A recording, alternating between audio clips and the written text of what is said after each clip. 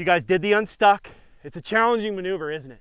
Getting in front of that machine, you can see the higher the front tire goes, the harder it is to overcome that disadvantage. And that's what we're trying to do. We're overcoming the disadvantage of the high front tire. Now there's a certain point where you can't, or I have a limit. Every rider, I would assume, has a limit to how much they can overcome, how much lack of momentum they can overcome and input their weight into the machine to be able to get ahead of the machine and then release the clutch. You guys saw me do it on the bigger log yard. It's very hard to get that 100% dialed in and get it to the point where you're confident with it. One thing I will say to all of you is practicing, whether it be on a double blip or on your unstuck technique, the control of how you land after the obstacle. Okay? How you land after the obstacle is a fun thing to practice that is very useful. So to be able to kind of do it on command,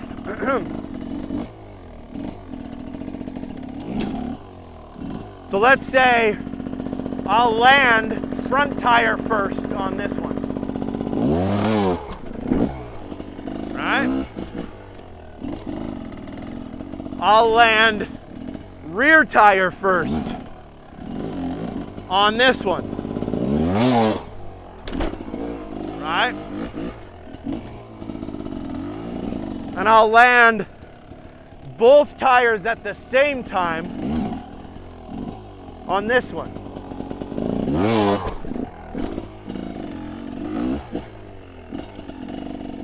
So being able to call out front tire, rear tire, both tires on command is a higher level of understanding how much delivery collection we're putting in to maintain traction and dictate front tire, rear tire, same tire, right? There's always the next level to the game.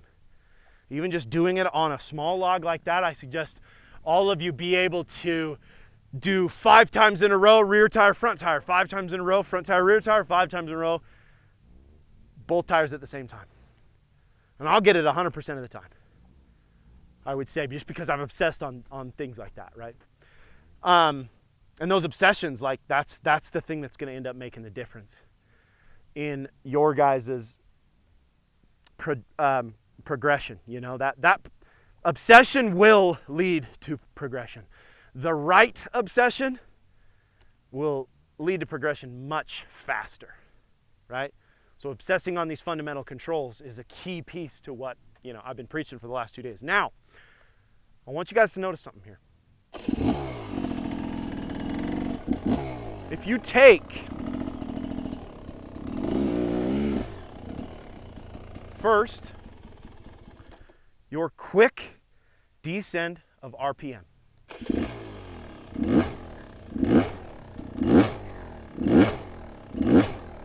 right? You add in the suspension, compression, rebound, and getting all of the steps to getting you guys to a clutch up.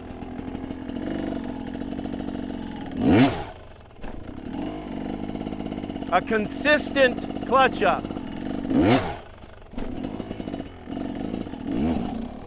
You take your unstuck technique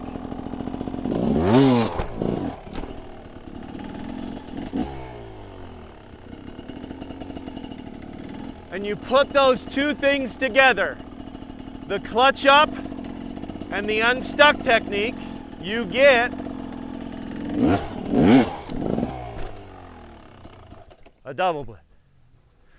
So you guys have done every step of the double blip today. You've done a double blip, but you haven't quite put them together yet. And that's what this whole thing is about. That's what this whole progression today, pretty much the whole progression for the last 2 days, has been working towards. The double blip is a fundamental approach to just about every obstacle. It's the base of every technique that you want to learn. It is so important for your progression on technical riding.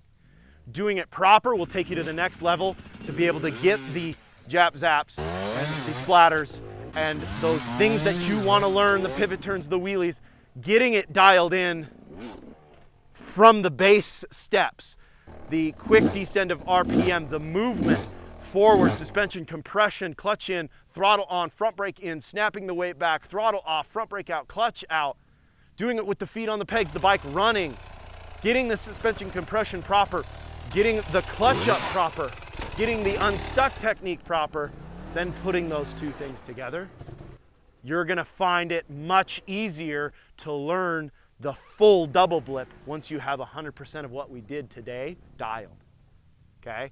That's what we've been working towards this whole time.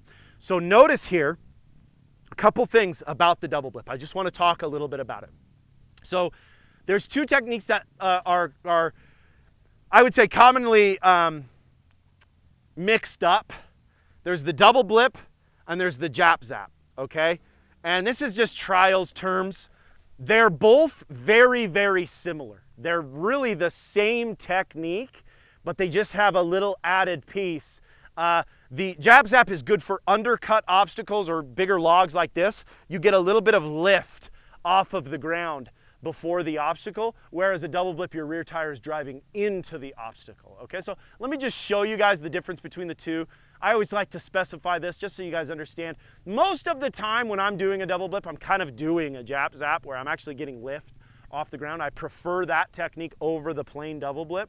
That being said, I'll show you the differences between the two, okay? So we have a double blip. Watch all the rear tire. That's the thing that matters on the double blip, okay? Watch the rear tire. The rear tire will drive in to the bottom of the obstacle, okay? Just like that, okay? The rear tire will drive in to the bottom of the obstacle.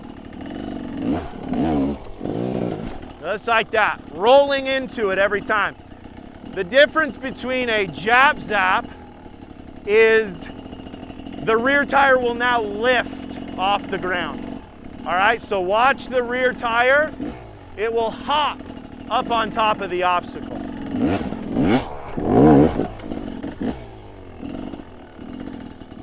You guys see that? Rear tire left the ground like right there and then kind of hopped up on top. Those are two of the very similar techniques. I always like to just specify the difference between the two. I kind of use kind of both, where it's kind of a half between double blip, jab, zap. Most of the time it's closer to a zap, okay? That being said, there's a couple things that are important about your double blip and how it relates to that unstuck technique. That's what I want to specify now. Then a few of you can go out and try some double blips, okay? One thing about the double blip is there's a main piece of body position that I want everyone to notice. I drive forward to get suspension compression. I snap back with the rebound of the suspension. As the front tire drives into the obstacle, that hinders my machine's motion, allows me to move forward again. Then I snap back as I release the clutch, just like on the unstuck technique. I'm forward, then I'm back. So it's going to be forward, back, as I go over the obstacle, okay? Here we go. Centered position, forward, back, forward, back. Forward, back, forward, back. You guys see that movement? Centered position, forward, back, forward, back. Here we go.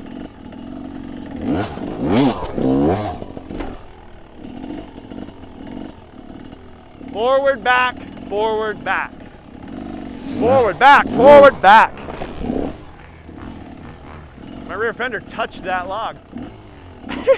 That forward, back movement, very important, right? The unstuck technique, imagine the unstuck technique is exactly at the point where the front tire is about to drive into the obstacle. We haven't got that hindrance in motion yet. We're just putting the front tire there. We're here, hips are back. This is exactly the same position that I'm in after the first blip, right? My hips are back. The front tire is just about to drive into the obstacle. It drives into the obstacle. I do the unstuck technique. So I'm here. It drives into the obstacle. I drive forward, then I release the clutch.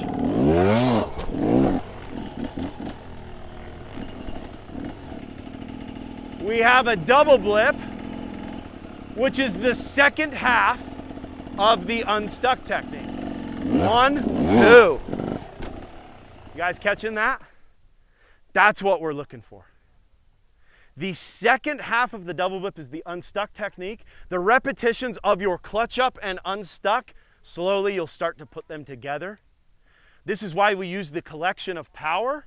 We're trying to find that ability to have a tractable, consistent lift so we can place the front tire in the same spot every single time, right? Every time I do a double blip, I'm putting the front tire in a pretty specific spot, aren't I?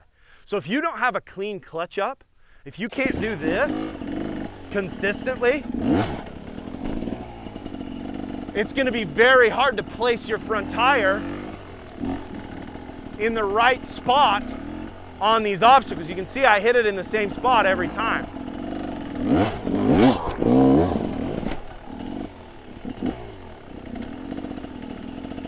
Doesn't matter if it's this big, it's the same thing. Hitting that front tire consistently. Consistency with your front tire placement dictates all your ability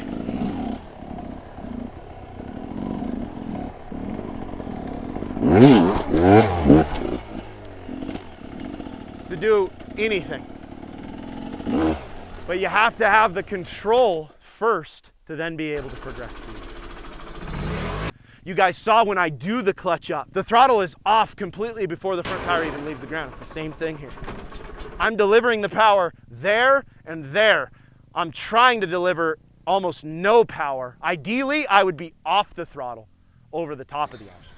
Something I always say too is like a good way to practice a double blip is try to get your bike to stall on top of the obstacle, because that's maximum collection, right? I'll show you, right? Ideally, I could make my bike stall as soon as I hit the top of the obstacle. Like that. That means I'm transferring from maximum to minimum quickly. Remember when I said that? Right? That means you know how to collect it, right? That's kind of an added little thing that you can practice. That's how you hold maximum traction, right? One thing I will suggest, just so everybody sees it, finding a safe obstacle doesn't mean it needs to be a log. You can do a double blip on a sharp incline like this. Centered position, snapping knees back, 1, 2.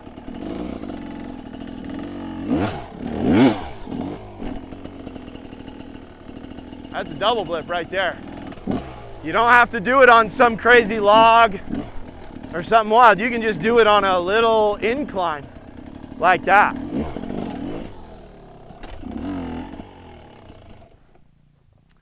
You guys did really good. I'm stoked on everyone's progression. Everyone worked really hard. You guys stuck it out. I'm stoked on you. I always say this at every single clinic. Since I was this big, I've wanted to ride a motorcycle. My first memory was my oldest brother. He bought like a roach of a RM 125. It barely ran, I think, and I was only probably 3 or 4 at the time. And I remember him riding through a ditch in my backyard, and it was smoky and it was loud, and I was a little bit scared. And ever since then, I've been obsessed with these. I want to say thank you to you all so much for letting me do what I love and continue to do this. I hope it resonated with you. I hope that you grind. I hope that you get better. I hope that later on, when you don't make it up a hill and pull in the clutch and slide back down backwards, you go, Rich told me not to do that. But you know what? It also happens to Rich though too, right? Because I took a dig yesterday doing that same thing. I appreciate you guys a lot. Everybody, for this last little bit, you can spread out. Like I said, you saw how I did the double blip on the uphill of these sharp banks. That is a good place to practice it. If you're feeling ready, get after it. I'll help you a bit with your double blip here at the end. You can hit the logs, you can do whatever you want to do. You can work your unstuck techniques, you can gear down. We've been going for, I gave you guys 17 hours so far in the last 2 days. So we've been grinding. I'm proud of you guys for sticking it through. It's a long day, but man, I love it. It flies by. I love teaching. Any questions? Thank you guys so much. I really appreciate you. Right on. Spread out. Let's do it. Finish up strong. Not bad. Not bad at all. So,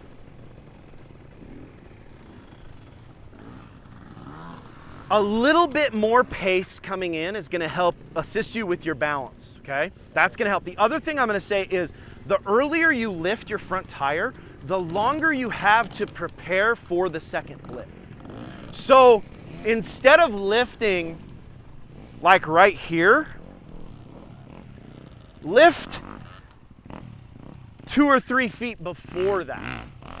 Even like using this little bit of a lip, see how it kind of drops down there? Using that little bit of a lift will allow you an easier first blip and a longer period of time for you to load for the second blip. And that separation between the two blips is very important. Looking really good. Do it again. Man, you've absolutely killed it, Warren. The improvements you've made, man, good job. You should be proud of that, dude. I've been trying this for about 6 months now. Yeah. But I've never broken it down into the steps. Seems like it's working. You look good, dude.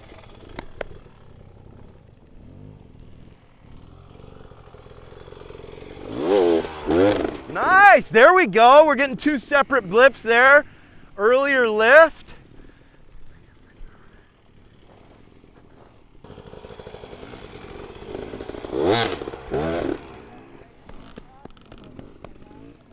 Pretty awesome.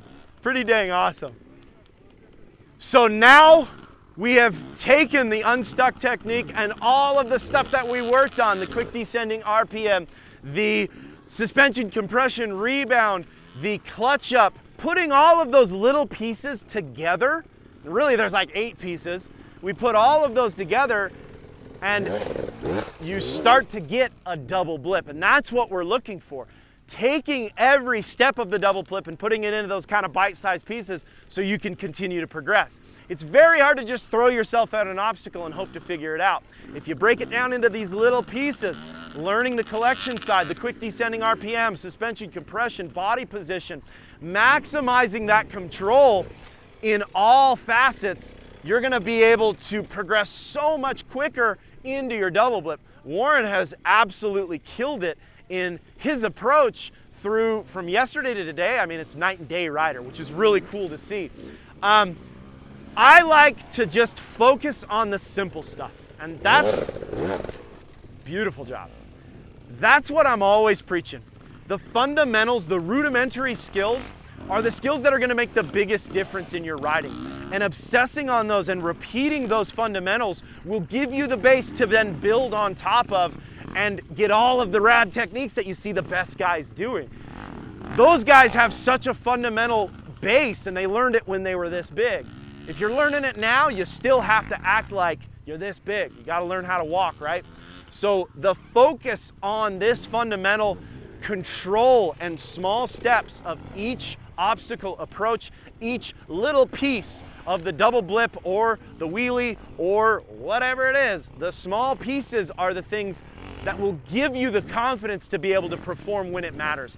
Everybody falls back to their level of training when it matters. So when you're on the edge of the cliff, you're gonna fall back to that level of training, and hopefully that level is high. Hopefully that level is fundamentally based. This has been a lot of fun. I'm stoked. I hope you guys are enjoying this stuff. Keep following, keep subscribing. Thank you so much for the support. Until next time, keep shredding.